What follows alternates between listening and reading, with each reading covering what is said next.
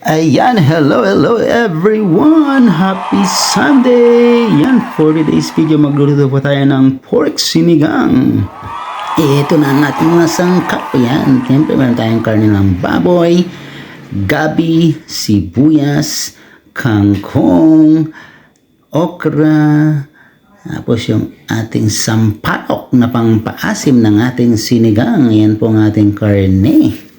Ayan, naghiwa lang po tayo ng sibuyas. Inilagay natin yan. Naglagay tayo ng oil sa ating lutuan. Ayan, tapos ilalagay na natin ang ating sibuyas.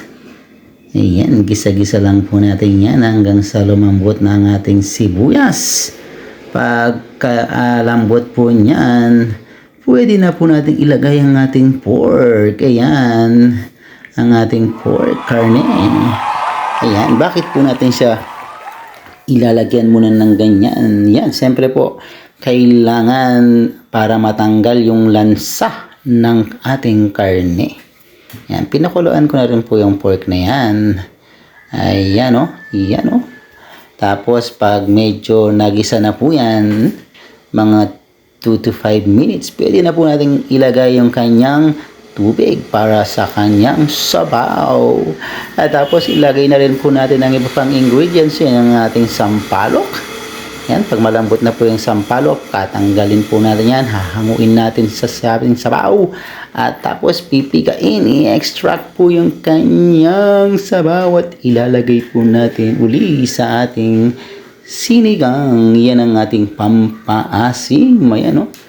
Ayan lang po muna nating lumambot ang ating karne bago natin ilagay ang ating mga iba pang gulay. Ayan. Malambot na po ang ating karne. Kaya yan, ilagay na po natin ang iba pang ingredients niya. Ang okra.